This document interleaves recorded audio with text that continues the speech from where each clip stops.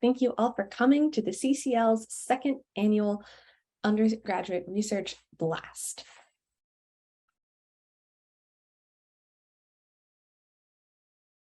When COVID first hit, we recognized that students were struggling to find research opportunities and opportunities for internships and co-ops. So the CCL is committed to providing these opportunities to students. This is our agenda for the day. First, we're going to give a short overview of who we are at the CCL and what we do. Then we will have our research blast presenters. Next, student evaluations, which is feedback that students provided to STARS research and what their thoughts are on their experiences. Next will be outstanding research presentation contest winners. And lastly, we'll have some closing remarks. First of all, these are all of our lab directors. There are 6 labs here at the CCL. The first lab is the ASL 2 Ed Lab, which is ASL Education for Second Language Learners. We have the DHL, the Deaf Health Lab.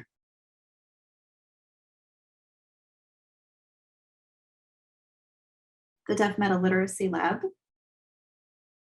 And then a Deaf Health Lab affiliate, the Deaf Studies Lab, and the Language Acquisition Lab and Assessment Lab.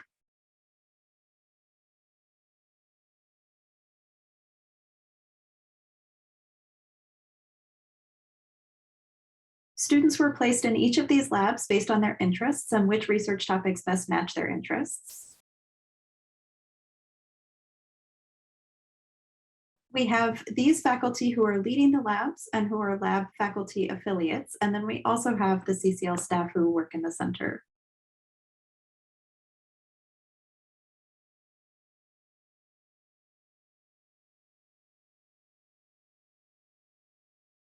The director of the CCL is Dr. Peter Hauser. And I've been abbreviating CCL. The CCL is the NTID Research Center on Culture and Language. The center director is Dr. Peter Hauser, with the CCL assistant director, Dr. Joseph Hill. We also have the center interpreter, Kat Womack, and the DHL software engineer, Aaron Parker. We have 2 research program coordinators. There are actually 3 on this slide. One of them, Tiana Hose, was with us during the summer, and then as our interim coordinator, and now we've hired our permanent Deaf Health Lab program coordinator, Jenna Stewardson. And then last, but of course not least, we also have Jonah Winninghoff, the Deaf Health Lab statistician who recently joined our team. And Jonah's focused on helping us with statistics and additional data analysis support wherever we need it. So the NTID Research Center on Culture and Language, abbreviated as the CCL, has the mission of promoting access and education through research, development, and mentorship. We focus very strongly on mentorship and focusing on the cultural and linguistic characteristics and processes of deaf and hard of hearing communities. The vision of the CCL is to create an accessible world where deaf and hard of hearing people can live, learn, and thrive with equal footing in different communities and environments. We also have the center values that we follow, which are that we are deaf and sign language centered. We value research and development, mentorship and collaboration, and diversity and inclusion. Those are the centers that really drive the mechanisms for our center and guide us in our research interests. And that's part of why we want to recruit students to get research experience and also provide them with mentorship so that they can succeed in their future goals as well. I mentioned the CCL Stars program earlier. Let me explain a little bit more about that program. This is the program that we started last year in 2021 when we noticed a need for students to have additional research and co-op opportunities. STARS stands for the Summer Training and Academic Research Summit. In the STARS program, we focus on 3 core components. The first is Wraparound Mentoring, which includes professional development, and finally, the individual research projects that each student is working on. For Wraparound Mentoring, we have what's called our Collaboration to Success meetings. Those meetings are student-led and provide mentoring from student to student, peer to peer. So we allow that space for students to provide additional support and mentoring to each other. When students first start working in the center, they are assigned to a lab with a lab mentor. And then each student is also assigned to 2 peer directors in the center as well. And so we use that student peer mentorship model. Students also attend professional development seminars every week on Tuesdays throughout the summer. And at the professional development summer seminars, we covered a number of different topics, including writing a scope of work, presenting an academic ASL, developing research questions, networking, and creating a professional brand for yourself, and also developing your CV and resume. And that doesn't cover all of the different topics. I only selected a few topics, but we did have different topics covered every week. And in the professional development seminars, we wanted to ensure that students feel that they have all of the preparation they need to be able to do everything that research requires, from presentations to write-ups to the actual research and data analysis itself. Each student who comes into the center also has the opportunity to develop an individual research project. So that means that they can come up with a topic that they're interested in, they work with a faculty to oversee their project, and then they can work independently. We have 5 students who submitted microgrants to complete individual research projects. And currently, I believe all 5 of them, or at least almost all of them, are currently in the IRB phase, which means that they've submitted their proposal to the IRB and they expect to have approval to be able to start their research project in the fall. And we're excited to be able to offer that research experience to students to pursue topics that they're interested in. We also supported them all along the way, from developing a research question, completing the IRB application, and developing their entire research project. So you can see that all of the students in the Research Center and all of us in this center have been very busy this summer.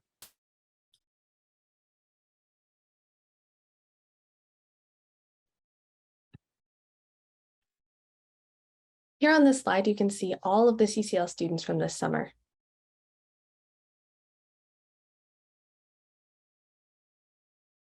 And there are additional positions as well: public relations, done by TK Sylvester, accounting, which is important to keep track of everything.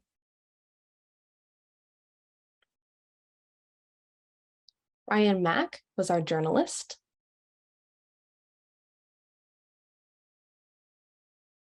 Brian was in charge of keeping track of goings-on here at the CCL. And we also have 2 novice interpreters.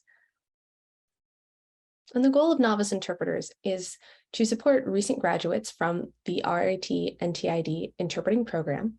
And we're very lucky to have both Kira and Eliza here with us here this summer.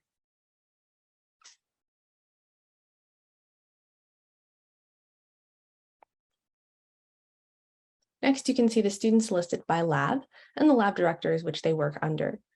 The lab directors are the mentors for their projects, and they also have their own individual projects that they can develop on their own as well. I believe altogether we have 26 students, and we're all quite busy this summer.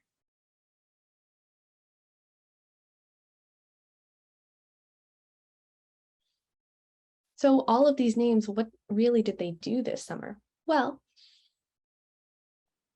let me show you a bit of what they've been doing.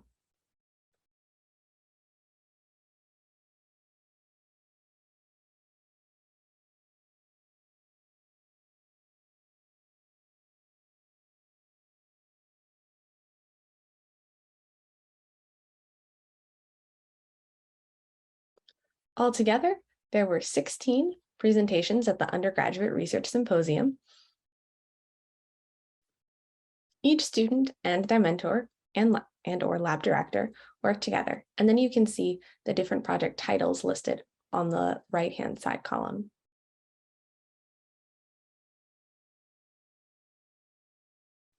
We're very, very fortunate that 10 of these students will be presenting in just a few moments. They will each have 1 minute to present their project.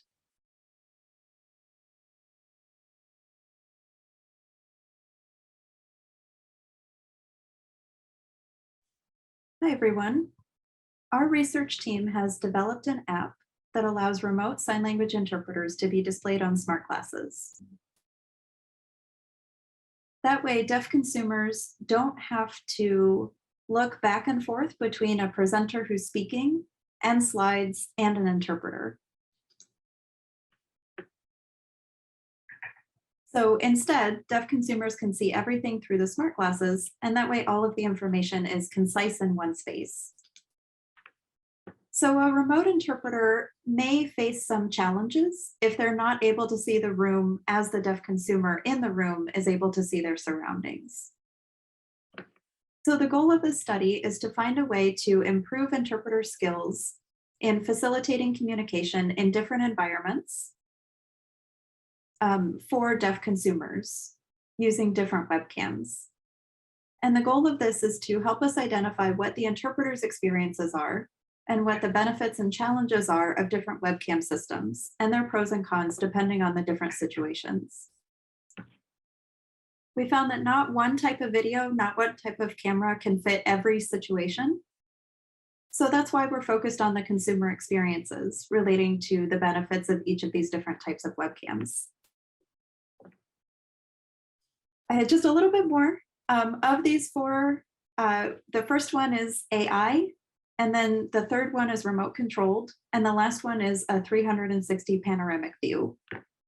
And this will be a longitudinal study that includes a number of different situations with different behaviors and scenarios so that we can identify which type of webcam is best fit for each different scenario, whether it be classroom, presentation, and so on. Thank you all for your time and attention. Hello, everyone.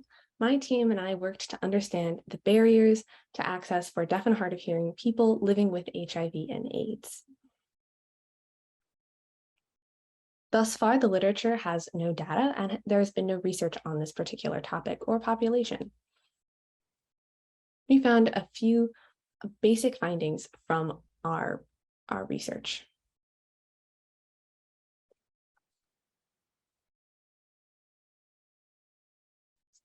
Our first major finding is that individuals who are Black or African American experience far more barriers and racial discrimination in their healthcare than any other minority group, and providers were extremely unprofessional towards African American deaf and hard of hearing individuals living with HIV and AIDS. Another barrier and problem was interpreter availability across all age groups. That was a very that was a highly emphasized area of need and concern for these individuals. Again, looking into the future, we noticed that there are many barriers and problems, and we need more research so that we can gather more representative data and the results can be more conclusive.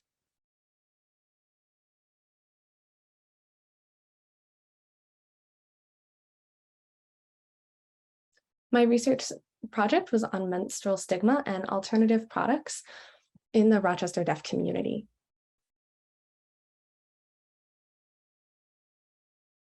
We found that almost all participants in our survey study had heard of reusable menstrual products, but not all were willing to try them. We also found that there was no statistical difference for the relationship between hearing identity and willingness to talk. And you can see that under the conclusions slide.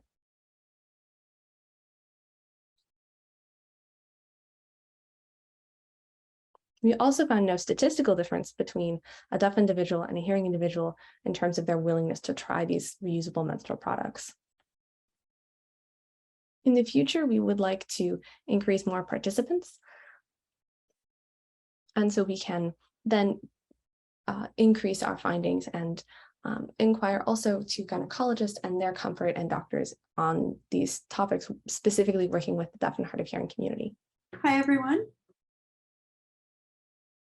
This summer, I looked at abortion stigma in the deaf community. And this is a study that I worked on with the Deaf Health Lab. Does involvement in the deaf community impact a woman's personal stigma around abortion? Participants were anyone with a uterus between 18 to 44 years old, and they were invited to do a short survey on abortion stigma using the individual level abortion stigma scale, and then invited to an interview about their experiences. The ILAS asks people a number of questions. You can see some examples in the middle, and then there's a scale from 0 to 4.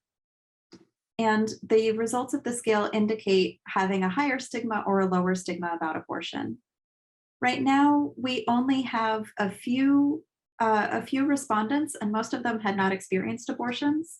And unfortunately, the ILAS, many of the questions don't apply to people who haven't had abortions. So we hope to recruit more study participants and then go from there. So today I'm going to talk about my research of pharmacy experience of deaf and hard of hearing in the COVID-19 pandemic. We're hoping to improve a pharmacy understanding so that we can each help everyone's with their individual experiences. And so we had 13 participants and they responded about 3 different questions. They wanted to know about satisfaction of pharmacy experience and how their use of communication when communicating. And we found that a lot of deaf and hard of hearing participants prefer to communicate using their phone, texting. And so they also, and in terms of what they wanted to learn, they were curious about how medication works and what it's for. And we also learned that many deaf and hard of hearing people do want to improve their pharmacy experience. So there's more equitable access to healthcare. And in the future, we want to promote pharmacist-patient communication and have more equitable healthcare experiences for all deaf and hard of hearing people. Hello, everyone. This project is type 2 diabetes in the deaf community. Some of our project goals, number 1 is to research and identify health disparities that deaf ASL users experience with their management of type 2 diabetes. Number 2, assess medication literacy of participants and compare with hearing cohorts. And number 3, provide guidelines for healthcare providers on how to manage diabetes better with their patients who are deaf ASL users. We hypothesize that deaf ASL users are at risk in managing their diabetes poorly due to having a lower medication literacy as compared to the hearing cohorts. We are looking to recruit 10 participants who must be a deaf ASL user and have a type 2 diabetes diagnosis. A $50 Amazon gift card will be given for compensation. Below is the flyer that we will use to recruit our participants. Interviews will be conducted this upcoming fall. And lastly, our interviews will consist of 3 sections, a section about their demographics, and 2 sections consisting of a case scenario regarding 2 common diabetes medications shown below, metformin and Diagon, with questions followed. A statistical analysis will be performed on responses to the questions to determine the participants' medication literacy. And thank you so much. Hello, everyone. My project is titled Implicit Biases and Hearing Status Impacts on Facial Recognition. The research question, the primary research question, is do those who have higher levels of internal bias towards the deaf and hard of hearing population perform worse on a facial recognition test compared to their peers? And the summary of this is that the study has the capacity to illuminate how gender bias, language, hearing, and presence of masks correlates with the ability of reading faces and will motivate others to dive into various research topics involving these variables. I also want to thank the CCL for providing a supportive environment for me to be able to do this research. Thank you. All right, thanks so much. So my research project was visual comprehension of deaf individuals on cognitive processing and sign language. So my research question is, do deaf and hard of hearing people with different language proficiencies differ in performance in cognitive processing level measured by the Stroop test? And we wanted to compare deaf and hard of hearing students with hearing students from this. And so we had 4 measurable tests. The first one was ASL-CT, American Sign Language Comprehension Test, Stroop test, the TOAL-3 test, and that was for, the Stroop test for measuring the different cognitive processes for matching colors and letters to see if you're able to separate that out. The next one also was TOSRF, which measures written English and grammar structure. And we found that there needs to be a lot more research on this group, and there's not enough information about cognitive processing in the Stroop test. Hello, everyone. Our study proposal is BSI benchmark study evaluating interpreting students' ASL proficiency.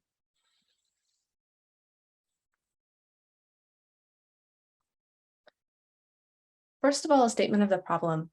It's unclear if interpreting students are graduating with the necessary proficiency in ASL to interpret effectively. So we are proposing 7-2-4-3. You can see here on the bottom left of the slide. It is a 7-year longitudinal study in 2 phases, 4 areas of evaluation, and at 3 points in time during the program. There's a beginning evaluation when students are first years, a second evaluation between 3rd and 4th year, between 2nd and 3rd year, and a 3rd evaluation prior to graduation. The goal is to identify weaknesses and strengths in the program to help it continue to improve. Another benefit is to students for their own self-evaluation, for the BSI program, so they can continue to improve as well, and for the research community to significantly contribute to the existing literature. This is our proposal. Thank you very much for your time. Hi, my research question was, what is the impact of COVID-19 on deaf people with a uterus with access to reproductive health through in-person and telehealth appointments? Our goal was to improve reproductive health and knowledge of deaf adults by identifying barriers and gaps in healthcare. We used 2 different methods. So the first one was interviews. And then so we asked about in-person experiences with masks and if there's any difficulties and barriers with understanding communication and facial expressions with that. And we found that there definitely is some difficulty with understanding. And we also looked at telehealth appointments because clinics were closed and a lot of people had to use closed captions on it. And so we recruited some people and we looked for keywords about that to measure their understanding. Next step would be more interviews and recruiting more eligible participants for this interview study. Thank you. Next, student evaluations.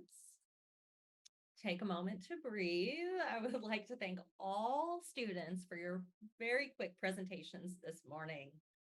It's clear that you all practiced beforehand and you did an excellent job.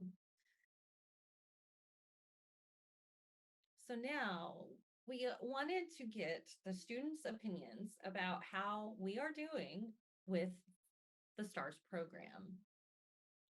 57% of the students responded that they felt that they had an outstanding supervisor. You can also see here that 92% of the students worked with other students, enhanced their research experience, or considered it to be the best part of their research experience.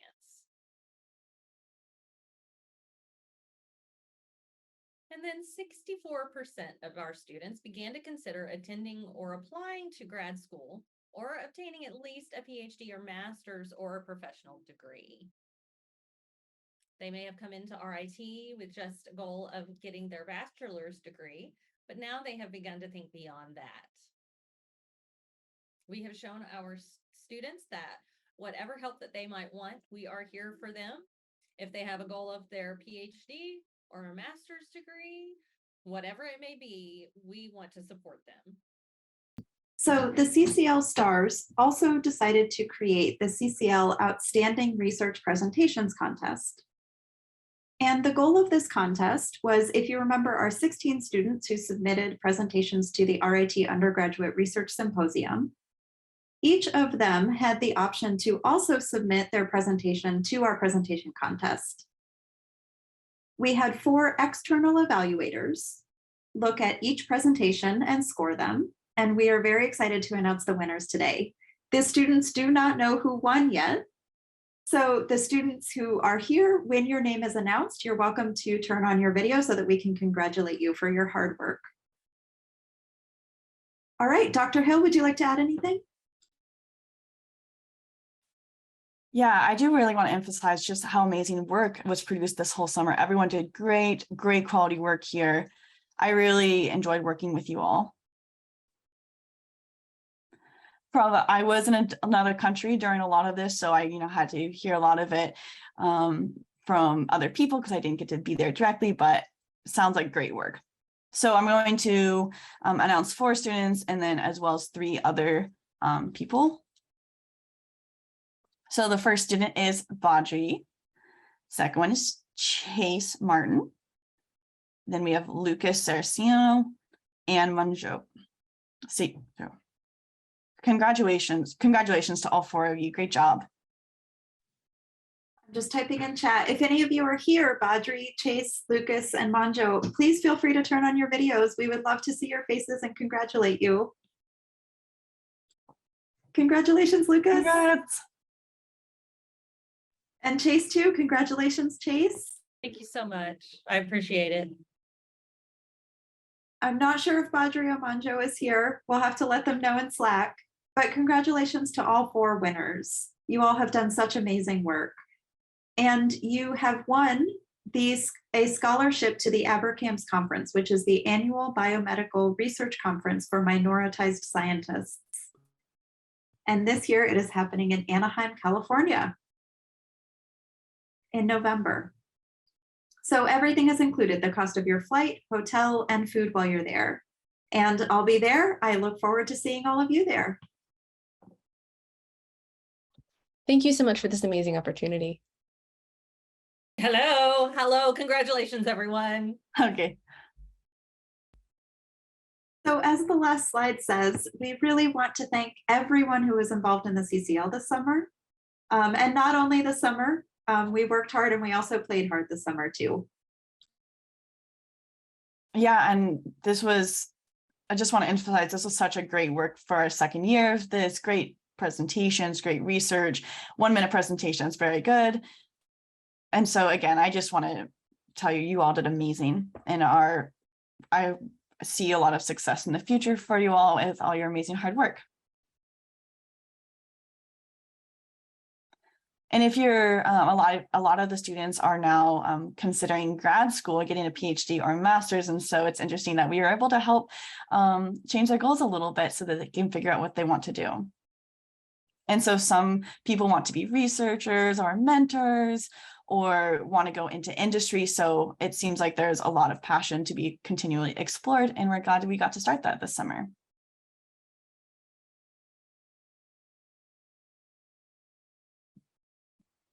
And also, I'm so glad that this summer we got to work on things like professional development and resumes and how to do well in interviews so that we can support students in their professional careers going forward.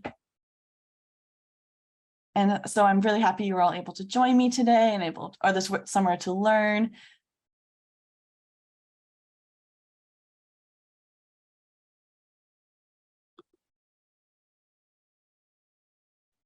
I really want to thank COVID-19, the COVID pandemic. Honestly, really. I know that it has been unfortunate. Many jobs have been done away with, and many people have been without work, but we fortunately have received a pocket of money to be able to start the STARS program for students and give them opportunities. And we see the outcome of the successes from it. Last year was our first time to do this, our first summer, and we had our growing pains, of course. And then for this second year, we had COVID emergency funds, as well as some leftover funds from other places, and we were able to grow our STARS program this year. And you were in another country, and then someone else was left for another job, and then Jessica Contreras ran the program this summer. And thank you so much, Jessica. Absolutely. And I think this is a perfect opportunity to open it up to Q&A too. I see one good question already in chat. For students, what were the challenges that you faced doing your research? Does any student want to answer that? Maybe Lucas or Chase would be able to answer that. Hi, Lucas. You're always quick to rise to the challenge. Go ahead. Speaking for myself, for my project on deaf and hearing individuals living with HIV/AIDS, it was really hard to distinguish responses that were from humans and which ones were from bots. And so narrowing that down to get to the true data that was actually reported by individuals was probably the hardest part of the project. It was time consuming, but I am very, very pleased with the results that we've gotten from that project. Another challenge was that I was traveling a lot, and so it was a bit of a challenge to balance, the work and travel and navigating my project. So I really want to thank my lab director for that as well. Lucas, you were also a student taking a summer class, right? So you had a lot going on this summer. Yes, I was taking several classes this summer. It was quite a challenge. All right, Dylan, please go ahead. This is Dylan. One of my challenges was actually designing the live online test platform. So most of the people in the CCL don't have a lot of experience with that. And I just started learning how to do it myself. It took me a while and a lot of communication with their support team to be able to finally get it working. Amazing. All right, this is Jessica. Thank you for sharing. Oh, and Dylan, while we have you here, there's another question for students who are thinking of continuing their studies with a PhD or a graduate study. What field are you thinking about? Dylan, I know we've talked about this. I'm very curious if you could share a little bit. Yes, this is Dylan. Before I started in the CCL, I was doing health systems administration because I feel like there is a lack of the deaf perspective in that area. But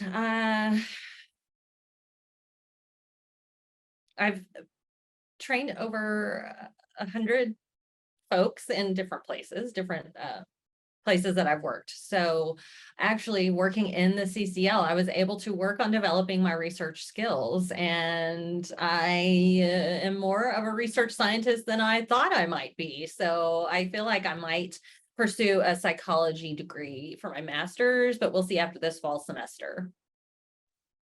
And in 2023, RIT will have their cognitive science PhD program up and running too, just a suggestion for you.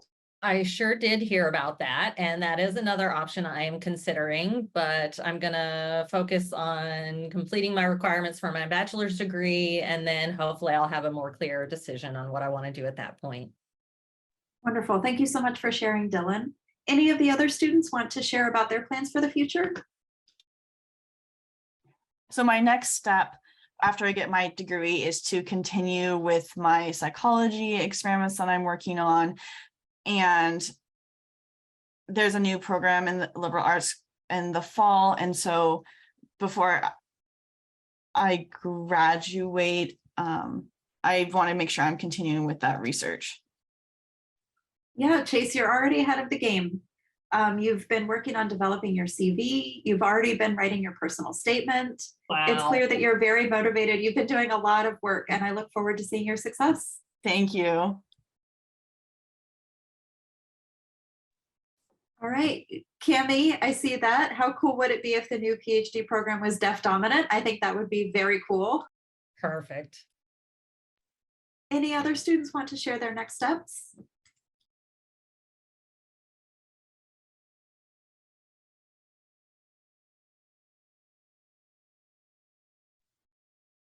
Let me see. I have talked with TK about this a little bit. I don't know if TK would be willing to share.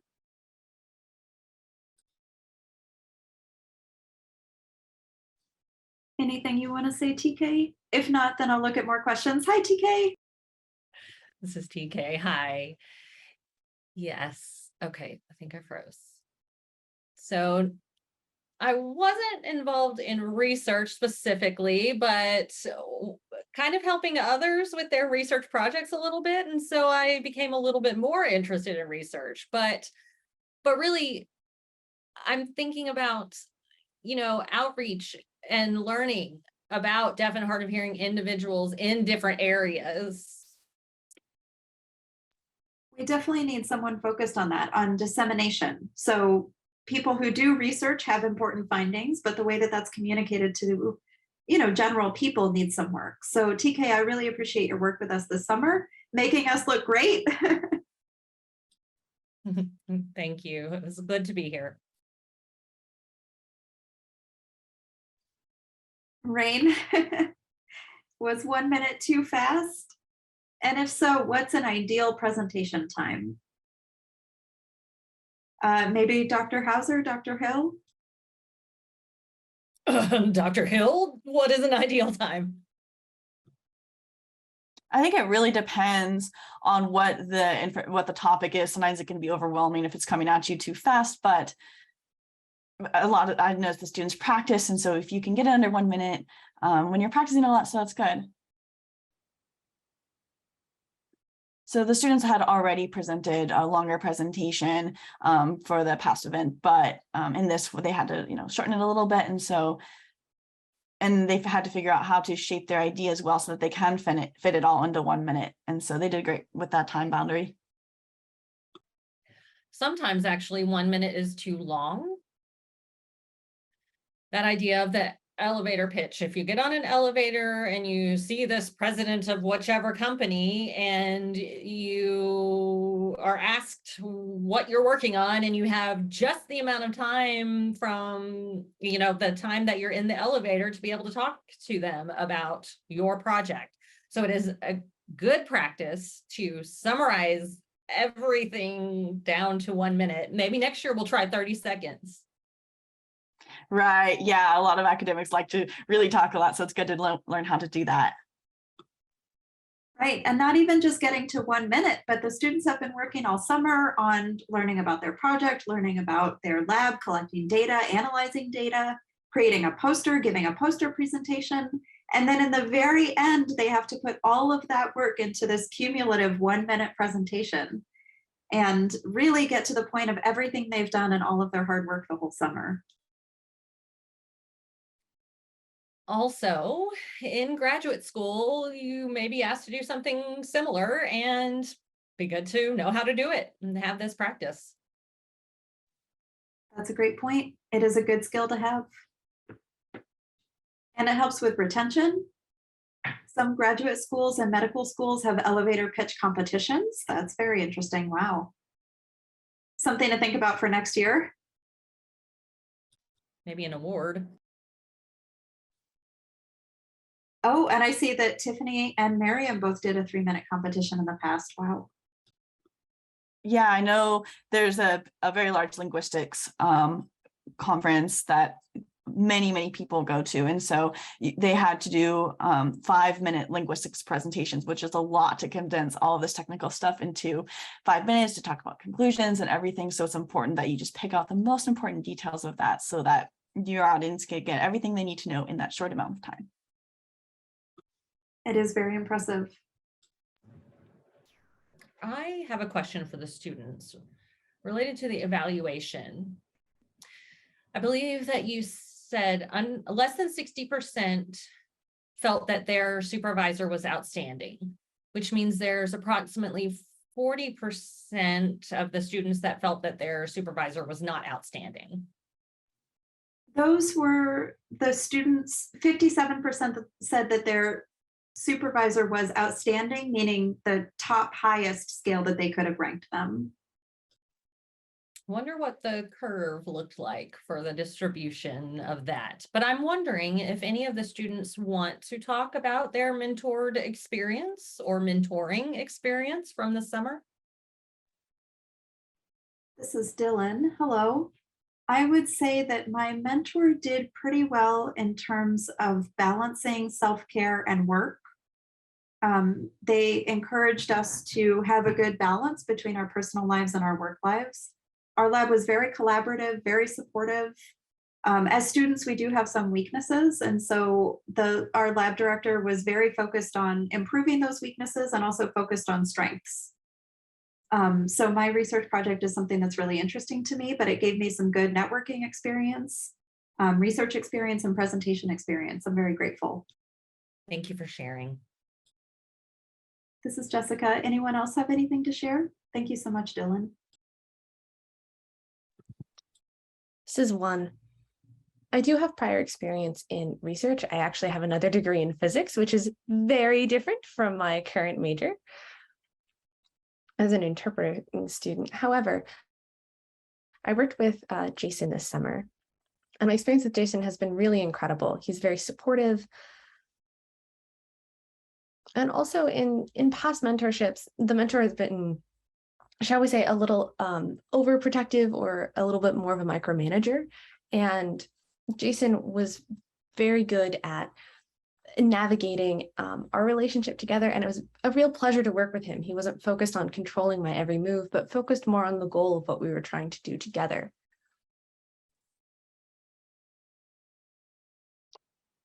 Jason also emphasized mental health and balancing work and life, which was very, very important and helpful for me. So thank you very much, Jason. That is important. Thank you for sharing one. I'll wait just another minute to see if any students want to add anything else about their mentoring experiences. I want to recognize how impressive this group has been using a mixture of face-to-face and remote meeting styles, and sometimes back and forth. It's been very collaborative. And some of us are in other countries or, for part of the time, and we still are doing this work, and it can be done. Thank you to all of you. I'm so grateful. All of our success in the CCL really depends on students. Without all of the students working with us, we couldn't be successful. So thank you to the students. And I think this is the perfect note to wrap up on. I want to thank everyone who showed up, everyone who was excited to see our students' presentations and supportive of our students' work this summer. We're very grateful to all of you, and we look forward to the continuing research projects this fall, and hopefully our third annual Ccl Stars Research Program next summer as well. Bye, Thank you, everyone.